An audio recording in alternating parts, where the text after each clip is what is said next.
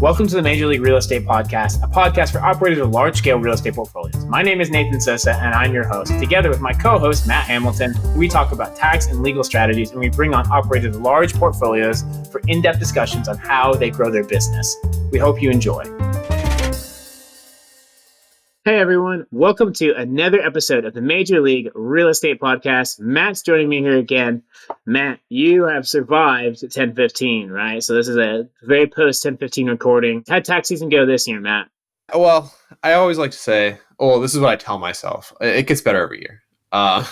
And for me, 10-15, obviously, I think this show kind of exemplifies this, but I'm more of a partnership guy. Most of my clients I work with, filing partnership returns for large portfolios and capital, syndication structures and all of that.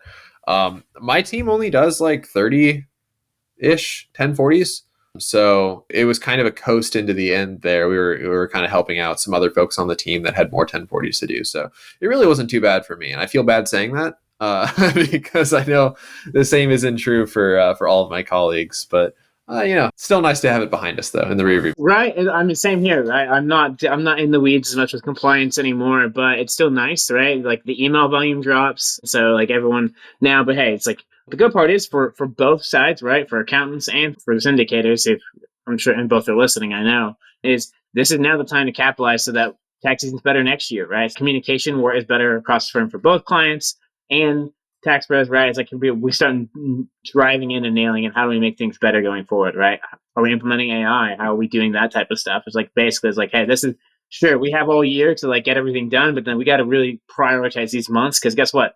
Tax season's right around the corner again. I had a client say to me, it's like, oh wow, you don't get a lot of a break. And it's like, I guess not really, no. But never thought of it that way. But yeah, no, and it's a tough situation too because like this is like I know the 3 months at the end of the year where you do get that break.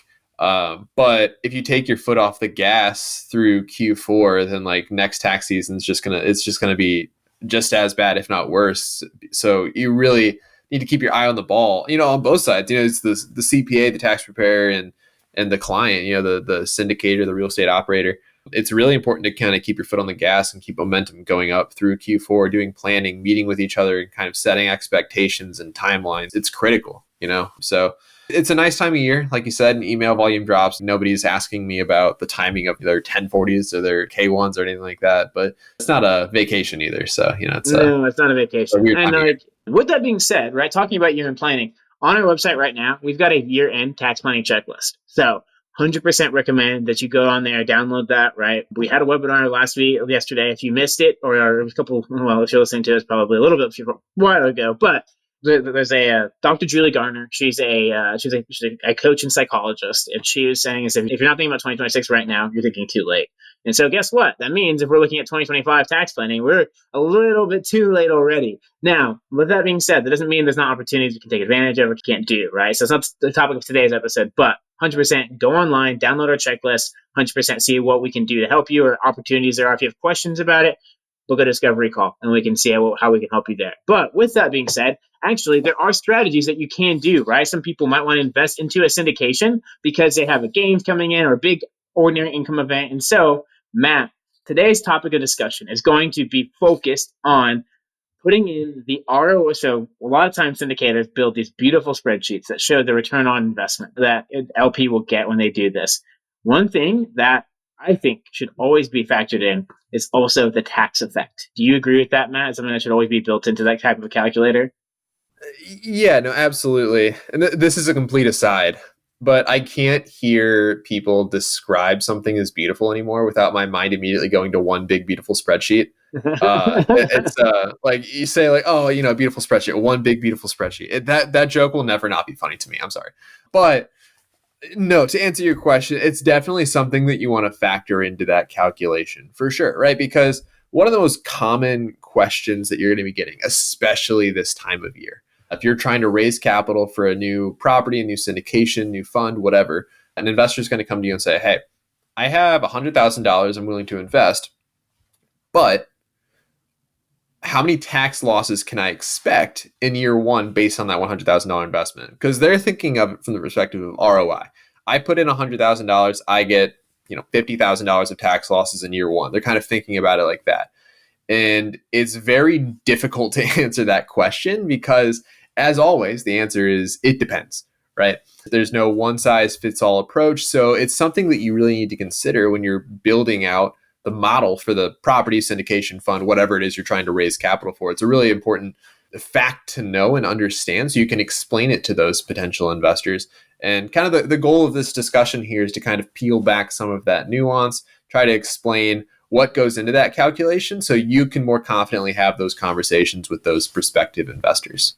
Yeah, absolutely. Right. So like it provides a more holistic calculation. Like tax is the cherry on top of any sweet deal. And so we always want to factor that in, but it's not the main point of the deal. And so, right, that's why we want to look at it, but you can't ignore the cherry, right? You can't ignore the cherry either. Sometimes it's what makes everything possible. And it's very smart and wise, in my opinion, for syndicators to put that into the deal, to work with their CPA to figure out what's the actual calculation going to be here, right? What should we be estimating? Are we going too high, too low? You want to be conservative in all aspects, in my opinion, right? You don't want to overestimate things. That's something that I've done in my own business work and whatnot. So hey, the more conservative you are, the far better off you're going to be. It's if you go 100% hey, we're going to go totally all the way in this project, right? This is for projections, right? Not talking about just this, but projecting out things. You got to be conservative. If you go too far, you might put yourself in a not great situation. You got to explain to someone, hey, sorry, the projection was off, or I was too risky with it. So have you seen that happen, Matt? Have you experienced those types of questions before? Oh yeah, 100%. That's it's like I said, it's one of the most common questions that prospective clients get. And the unfortunate reality is I see a lot of syndicators and operators just kind of go to their prospective investors and just kind of eyeball it and say this is kind of what this percentage has been in the past. It's probably what it's going to be, because that sets if you don't really know what goes into that calculation, you're just kind of basing it based on prior data, historical data, other funds. You might be accurate, could be, but you're really rolling the dice on having to have a really unfortunate conversation with that investor a year from now when their expectations were not met. So it's just really important to kind of have that understanding on the front end, for sure. One of the best ways you can do that is figuring out what the investment is in the first place, right? Because that can be wildly different, right? If it's oil and gas, it'll be wildly different, the type of deductions you'll get. If you're investing into multifamily, right? Wildly different. If you're investing into RV parks, wildly different, right? It's no side, it's Matt and I were saying before the podcast, is there's no one shoe size that fits all, right? That doesn't happen here. And in tax, it never is that way. And so many things you have to factor in. Not just do you have to factor in the asset, also the state considerations too, right? What state are they in? What state are you investing into? Because that's something that's really important, Matt. How often is that to attract some benefits from people, right? Just from an asset class and also a state perspective. So I'll answer the state piece of that first because I find it incredibly interesting. You would be shocked by how little state considerations come up in these types of discussions. Because one thing that a lot of, especially newer investors that are kind of getting into the space, one of the things they don't understand is that when they're investing in a project that's out of their home state, they're opening up state tax exposure to a different state. So if you live in Illinois and you're investing in a project in Minnesota, congratulations, you now have to file a Minnesota state tax return along with your Illinois tax return, because now you have taxable activity in that other state. So it's an important consideration, but it's not something I see a lot of people talking about, to be honest. So it's definitely something important to understand. And also another piece of that, and obviously kind of getting back to what you said, you want to keep your eye on the cherry, but you don't want to let the tax tail wag the dog, as the saying goes, right? So all else being equal, if you're presented with two opportunities, one of them in, say, Florida and another one in New York, New York has obviously a higher state income tax than Florida, which has zero. So it's going to have different cash flow implications on those investments, but maybe that investment in New York has really sound fundamentals. That's a really strong investment, whereas the one in Florida might be a little flimsier. You shouldn't be making these decisions exclusively based off of those tax implications. So there's something to consider. But the other piece, and I think the more important piece of this conversation, is the asset class piece. And the conversation is very similar to what we just had, where you don't necessarily want the tax implications of these different asset classes to be the fundamental driver of the decision to make an investment in one offering versus another. For example, Like RV parks and mobile home parks, those have high bonus depreciation rates because most of the property is land improvements, right? Like all the tenants are bringing their own RVs or they're buying the actual trailers that are on the land. So you mostly just own the dirt and the land improvements. And that's a lot of bonus eligible property.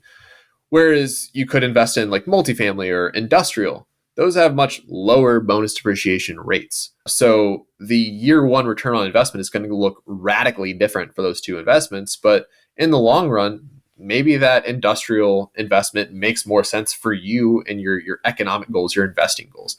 So it's really important to understand the difference from a tax perspective of these different asset classes, but also important to understand that that's just one piece of the larger puzzle that you're trying to solve. Totally. Like, this is when it's really great to sync up with your tax pro, right? This time of year, and try and basically, like, your tax pro, if you don't have one or one that you feel like you can't talk to, click below, click the show notes, and we can definitely talk with you guys. Because this is stuff we do all the time and all day. And this is where the collaboration comes in together, where you can, hey, you're great at pitching, you're great at raising funds, raising capital, and making the deals happen.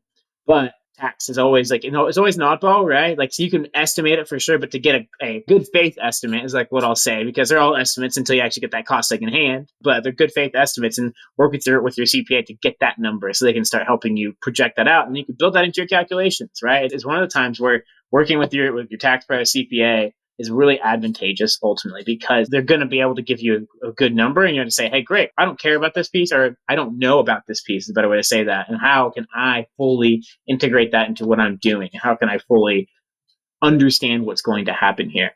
Real estate syndication tax is confusing to you? Well, that's why hopefully you listen to the podcast today. Also, you should go to our website, www.therealestatecpa.com, and you will be able to get access to the ultimate guide to real estate syndicators and sponsors, which breaks down everything from preferred returns, depreciation strategies, whether you're a GP or an LP, avoid costly mistakes, and maximize your returns. Download the complete guide free and get the tax clarity you need to succeed. So, with that being said, Matt, so you mentioned that RV parks and apartment complexes. So we talked about not throwing out just random estimates. You want to throw out some random estimates of what you've seen previously?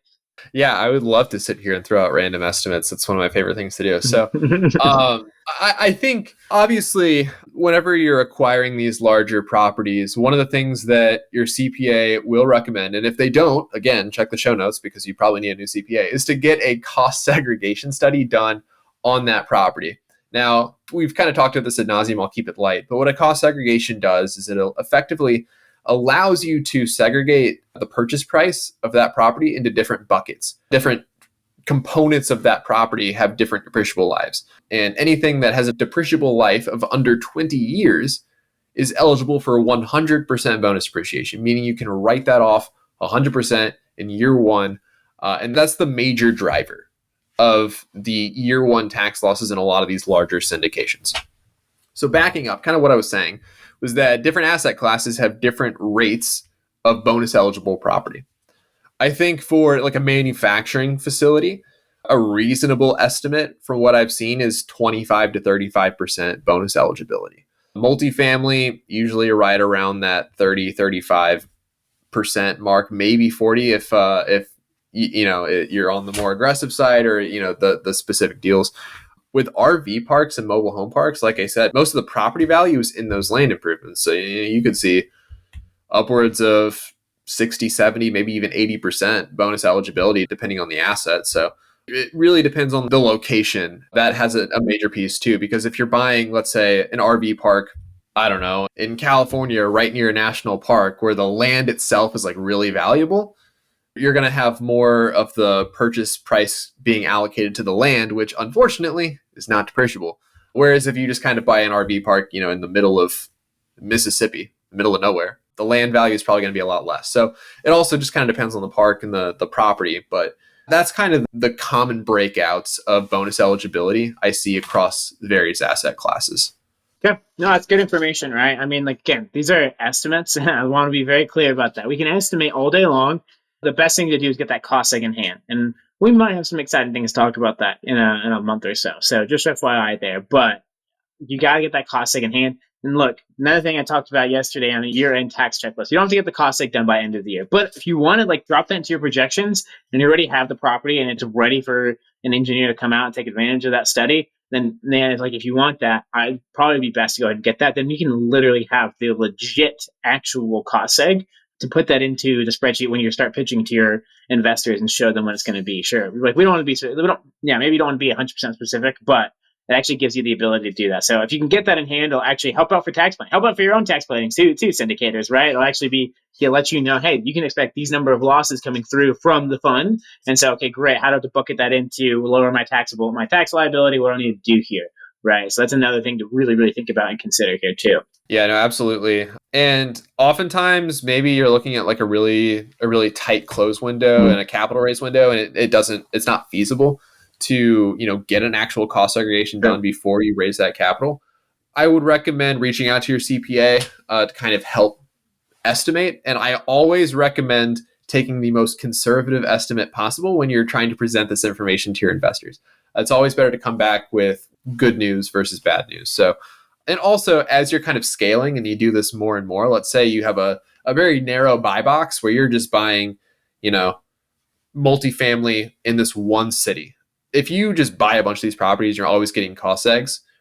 Generally speaking, at a certain point, you'll kind of know exactly what to expect, and there aren't too many surprises on those cost segs. So you'll get a better and better idea of kind of honing in on what those numbers actually look like when you're talking to investors. So experience matters a lot, especially when you're really specializing in specific markets. Yeah, definitely. A lot to consider there. Matt, what would you leave syndicators with, right? So we talked about building that ROI, and anything else you want to leave them with? One other critical piece of this calculation is leverage. So leverage, as we all know, leverage amplifies the returns and losses on various investments in real estate and commercial real estate, syndications, whatever. But leverage also amplifies the tax losses going to these investors in year one. And how does that math work out? Let's do some high level back of the napkin math. If you're listening, get your pen and paper ready. Just kidding. You should be able to follow along. But let's say that there's a syndication and you're trying to syndicate a $10 million asset. Let's assume in scenario one, you raised $10 million to purchase a $10 million asset. So there's no debt, there's no leverage in the deal. You fully funded the entire asset through a capital raise. Congrats to you. That's crazy. That's awesome. But when you look at it, let's say that the bonus eligibility rate on that property is 30%, right? So now you have $3 million of losses to allocate across $10 million worth of investor capital. So what that looks like in practice is each investor receiving a loss in year one of 30% of whatever they contributed. And that's great. But what if we look at scenario two, where now you raise $5 million of capital, you leverage the rest. So now you purchase a $10 million property with a $5 million capital raise. Same scenario, a 30% bonus eligibility rate on that property. So you have $3 million of bonus eligible assets creating losses in year one. So now you have $3 million of tax losses to allocate across $5 million of investor capital. That's a 60% loss allocation rate compared to that 30% scenario one. Same exact property, same exact scenario. The only difference is the amount of the property you're leveraging versus funding through equity. So that's just kind of a quick illustration of how that impacts it. But that's kind of one of the key reasons you really want your CPA getting involved and kind of helping you run those numbers, because there's a lot of factors that kind of go into it. So it's really important to understand. Totally. Yeah, that's something that definitely, it can be a missed point that not everyone would think about. So that's definitely something to consider too. So the last item to consider, right, we just did release an episode about this 2 weeks ago, is making sure you understand the active versus passive split, right? That's something you got to think about, because for some people, it doesn't mean you don't ever get to take these deductions. And I'm sure that you'll have questions about this and go, great, I can use this against all my W-2 income, right? People ask all the time, I'm going to use real estate to write off all my taxes. A little bit more complicated than that, unfortunately. But there's ways to make it happen. It's just something to think about. And hey, if someone says that, hey, am I going to get to do this? I would say, first, consult with your tax pro, right? That's the best thing to do. And we consult with those type of people all the time. But consult with your tax pro. And then as you're consulting with your tax pro, or to do the like, let them know, like, hey, there's these active versus passive rules, and I don't know them as well as everyone else, as a CPA will, but it'll probably impact your situation, right? So just an FYI there for them to understand that, and hey, maybe there's ways that it can be structured to make it work, make it happen at the end of the day, but just something always to consider, think about, right? So first, what kind of asset are we doing? What's our leverage? Hey, we passive or active? Those are the three things to think through, I think, right, Matt? Yeah, no, absolutely. Like you said, Nate, check out our previous episode on talking about the difference between passive and active and what that means for your investors. Because, like I said at the top of the show, this is a conversation that syndicators and capital raisers are having with investors and potential investors all the time. Because when they're asking, what are my tax losses in year one going to look like? What they're really asking is, how many losses can I use to offset my income? And it's critical for them to understand what those loss allocations actually mean for them in the grand scheme of things, because maybe there's a misunderstanding there as well. And it's your job as a capital raiser to, to close that deal for sure, but also you want to kind of point your investors in the right direction. Being in the position of being a real estate operator, syndicator, fund manager, you are the steward of your investors' hard-earned money. And that's a responsibility that's generally not taken lightly. So at the end of the day, you want what's best for your investors. So kind of providing that light education and pointing them in the right direction of a qualified CPA and tax advisor is super critical and buys you a lot of goodwill with your investors. So it's just something to keep in mind. Absolutely. And hey, if you're looking for someone to send them to, check the show notes, right? So, well, awesome episode, Matt. I appreciate working with that, like everybody listening today. This has been another episode of the Major League Real Estate Podcast.